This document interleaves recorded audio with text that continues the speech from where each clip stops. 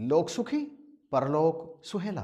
प्यारे भाई बहनों, हमने कई बार सत्संग में ये लाइन सुनी है और हम अपने अपने हिसाब से इनका अर्थ भी निकालने की कोशिश करते हैं। और हमें यदि इनका अर्थ पता नहीं होता तो हम दूसरे महात्माओं से इनके बारे में पूछते हैं। अधिकांश तो पता कर लेते हैं कि लोक सुखी कैसे होता है, लोक सुखी होने का वास्तविक अर्थ क्या है, परंतु ये जो परलोक सुहेला है वास्तव में ये क्या है। महात्मा कहते हैं कि ब्रह्म ज्ञान प्राप्त करने के बाद में पूर्ण सतगुरु की कृपा से ये लोग सुखी हो जाता है और परलोक सुहेला हो जाता है। ये लोग सुखी होने की बात तो कई व्यक्ति करते हैं, और जहाँ तक मैं अपनी बात करूँ तो मैं इस लोक सुखी होने की बात को भी कुछ अलग तरह से लेता हूँ। और परलोक सुहेला क्या है, आज के वीडियो में हम इसी पर चर्चा करेंगे। महात्मा पवन कुमार जी ने ये कमेंट करके पूछा है, भाई साहब जी ये परलोक सुहेला होने का वास्तविक अर्थ क्या है, बताने की कृपा करें। परलोक शब्द पर जाने से पहले थोड़ी सी बात हम इस लोक पर कर लेते हैं। इस लोक जिसे शास्त्रों में इह लोक कहा गया है। इह लोक मतलब यह लोक। अधिकांश व्यक्ति इह लोक पृथ्वी लोक को मानते हैं कि पृथ्वी यह लोक है जहां हम रहते हैं, परंतु मेरा ऐसा मानना है कि पृथ्वी मृत्यु लोक है, पृथ्वी जीवन लोक है, जहां कुछ तत्वों के मिलने से एक शरीर का निर्माण होता है। जैसे ये पंच भौतिक शरीर है, मनुष्य का शरीर, ये शरीर 5 तत्वों के मिलने से बनता है। कुछ जीवों के शरीर, कुछ शरीर ऐसे होते हैं जो 5 से कम तत्वों से मिलकर के बनते हैं, परंतु मनुष्य का शरीर 5 तत्वों से ही मिलकर बनता है। और जब ये 5 तत्व मिलकर एक देह बनाते हैं तो उस देह में जीवन शुरू होता है। और फिर जब उन 5 तत्वों का विखंडन हो जाता है, वो 5 तत्व अलग अलग हो जाते हैं, तो फिर उसे हम शरीर की मृत्यु होना कहते हैं। और इस तरह से इस धरती को मृत्यु लोक कहा जाता है। परंतु मेरा ऐसा मानना है कि ये शरीर यहीं धरती पर पैदा होता है और यहीं धरती पर इसका नाश हो जाता है या इसका परिवर्तन हो जाता है। परंतु वो जो जीव है, वो जीव जो ईश्वर का अंश है, वो इस शरीर में रहता है। इस शरीर के निर्माण की प्रक्रिया तब चलती है जब इसमें उस जीव की चेतनता आ जाती है। तो मैं ऐसा मानता हूं कि जीव के लिए यह लोक, ये शरीर है। जब तक वो इस शरीर में रहता है, वो इस लोक में रहता है, तब तक वो सुख दुख कष्ट खुशियां सब कुछ महसूस करता है। सब कुछ महसूस करता है मन के द्वारा, अहम के द्वारा सब कुछ महसूस करता है। तो वो शरीर, ये शरीर जो जीव का ये लोक है, इसे सुखी करने की बात सतगुरु करते हैं कि इस शरीर को, इस लोक को आप सुखी कर लो। विकार पृथ्वी में नहीं लगते, विकार लगते हैं शरीर में। खुशी पृथ्वी में नहीं होती, खुशी होती है शरीर में। दुख पृथ्वी में नहीं होते, दुख होते हैं शरीर में। तो जितनी भी भावनाएं हैं जो हमें नुकसान पहुंचाने वाली हैं, हमें व्यथित करने वाली हैं, या हमें खुशी करने वाली हैं, हमें सुखी करने वाली हैं, वो सारी की सारी भावनाएं पृथ्वी में नहीं लगती। वो सारी की सारी भावनाएं इस शरीर में रहने वाले मन को लगती हैं, इस शरीर में रहने वाले जीव को लगती हैं। और इस शरीर के द्वारा जो भी कर्म करता है मन के माध्यम से, इंद्रियों के माध्यम से, उस सब का फल भोगने के लिए जीव को जाना पड़ता है दूसरे शरीरों में। तो महात्मा कहते हैं कि जब तक जीव इस शरीर में रह रहा है, तब तक तुम इस लोक को सुखी कर लो, इस शरीर को सुखी कर लो। कुछ ऐसा कर्म कर लो कि इस शरीर में ना दुख लगे, ना परेशानियां लगे, ना बीमारियां ना लगे, ना कुछ और ऐसी बातें लगे जिनसे आपको दुख हो। कुछ ऐसा कर्म कर लो तो ये लोक सुखी हो जाएगा आपका, ये शरीर आपका सुखी हो जाएगा। आप फिजिकल एक्सरसाइज करें, शरीर में रोग आने की संभावना बहुत कम हो जाती है। आप मानसिक रूप से शरीर में व्यायाम करें तो आपके मन को शांत करने की चीजें शरीर में आनी आरंभ हो जाती हैं। तो जब आप ऐसा करते हैं तो ये लोक यानी ये शरीर सुखी होना प्रारंभ हो जाता है। परंतु जब जीव इस शरीर से बाहर निकलता है तो शरीर से बाहर जो कुछ भी है ये परलोक है।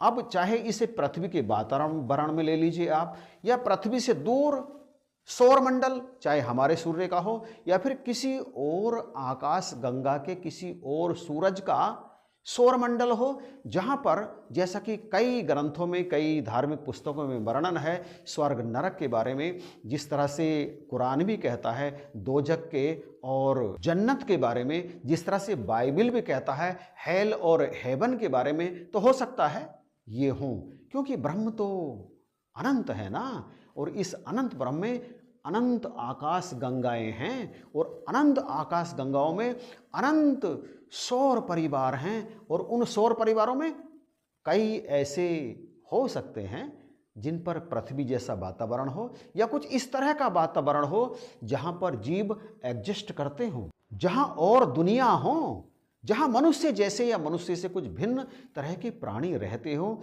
उनमें भी दरअसल शरीर जो क्रियाशील होते हैं वो होते तो हैं जीव की चेतना के कारण, चाहे पेड़ हों, चाहे पौधे हों, चाहे कीट हों, चाहे पतंगे हों।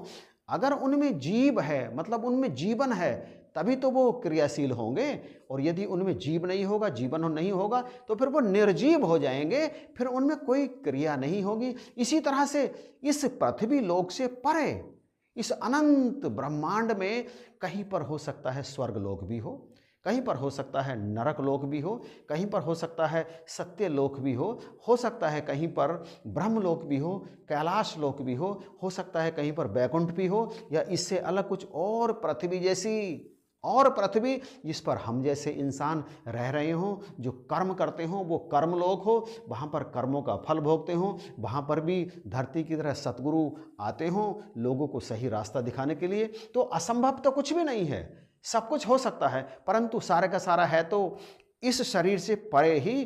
तो जो शरीर से परे है वो है परलोक, चाहे वो किसी ग्रह पर हो या फिर यहाँ पर मौजूद हो। जीव इस शरीर से निकलकर आखिर जाएगा तो यही परलोक ये है। तो लोक सुखी शरीर को सुखी करने के जो साधन हैं, चाहे मानसिक रूप से चाहे फिर आपके भौतिक रूप से, आप जब उन साधनों को अपनाते हैं तो लोक सुखी होता है, यानी ये शरीर सुखी होता है, मन की अवस्था स्थिर हो जाती है। और परलोक, जब जीव इस शरीर से बाहर निकले तो उसका परलोक सुहेला। ये परलोक सुहेला क्या है? सुहेला अर्थात कीमत पड़ जाना। सुहेला मतलब कीमत पड़ जाना, परलोक सुहेला मतलब परलोक की कीमत पड़ जाना। ये जो दूसरा लोक है इसमें जब जीव जाए तो उस जीव की यहाँ पर कीमत पड़ जाए। जीव की परलोक में कीमत कैसे पड़ेगी? पहले इस लोक में रहते रहते वो अपने परलोक के बारे में जान तो ले कि परलोक आखिर है क्या, ये ब्रह्म, और इस ब्रह्म में जो कुछ भी है वो सब परलोक है। और जीव जब इस भेद को जान जाता है, जीव जब इस भेद को जान जाता है कि परलोक और इस लोक में रहने का मेरा उद्देश्य ब्रह्म की प्राप्ति, इस लोक में मेरे रहने का उद्देश्य इस जिस्म से निकलकर इसमें अभेद हो जाना, तो फिर परलोक सुहेला हो जाता है। परलोक का वास्तविक अर्थ समझ में आ जाता है। तो परलोक सुहेला होने का वास्तविक अर्थ है परलोक की कीमत पड़ जाना, और वो कीमत पड़ती है इस लोक में ही रहते हुए। जब इस लोक में रहकर हम परलोक के रहस्य को जान जाते हैं कि परलोक जीव के लिए खुशहाल भी है, परलोक जीव के लिए दुखों वाला भी है, परलोक जीव के लिए मोक्ष वाला भी है। तो वास्तविक स्थिति परलोक की जो है वो मोक्ष वाली है। जीव इस शरीर में आता है मोक्ष की प्राप्ति का उपाय करने के लिए, मोक्ष की प्राप्ति का साधन करने के लिए, और वो साधन है सतगुरु। सतगुरु कीमत डालता है परलोक की, इस शरीर में रहने वाले जीव को ये बताकर कि तेरा वास्तविक जो रूप है वो ब्रह्ममय रूप है, और ब्रह्म को प्रत्यक्ष प्रकट करके सतगुरु उस जीव को बता देता है कि तुम्हारा वास्तविक रूप ये है, और ब्रह्म में ही परलोक है। और जब जीव इस शरीर से निकलकर ब्रह्म में जाता है तो वो परलोक में पहुंचकर स्थिर हो जाता है, पहुंचकर अभेद हो जाता है, तो फिर परलोक उसका सुहेला हो जाता है। जैसे जल की बूंद अभी भटक रही है, कभी नदी में, कभी नाले में, कभी तालाब में, कभी झील में, कभी कहीं, कभी कहीं, कभी बादलों में है, कभी वर्षा बन करके, बूंद बन करके नीचे गिरी और वो धूल में मिल जाती है, परंतु अंततः उसका लोक सुहेला कब होता है, यानी बूंद को उसका वास्तविक रूप, उसका समंदर कब मिलता है, जब उसे एक ऐसी नदी का आश्रय मिल जाता है जो सीधे समंदर में जा रही है। इसी तरह से जब जीव को पूर्ण सतगुरु का आश्रय मिल जाता है तो पूर्ण सतगुरु उसे बता देते हैं कि तेरे परलोक की स्थिति क्या है, परलोक सुहेला कैसे होगा, परलोक की कीमत कैसे पड़ेगी। तो फिर वो जीव इस शरीर में खुशहाल रहने लगता है, यानी फिर ये लोक भी उसका सुखी हो जाता है और उसका परलोक सुहेला यानी परलोक की कीमत यानी मोक्ष उसे प्राप्त हो जाता है। और यदि उनका परलोक सुहेला नहीं हुआ तो इसका अर्थ यह है कि उन्होंने इस लोक में रहते हुए अपने परलोक को संवारने का यत्न नहीं किया। अब उनके लिए लक 84 का द्वार खुला है, लक 84 में निश्चित ही जाना पड़ेगा। तो कृपा करो, बख्शिश करो।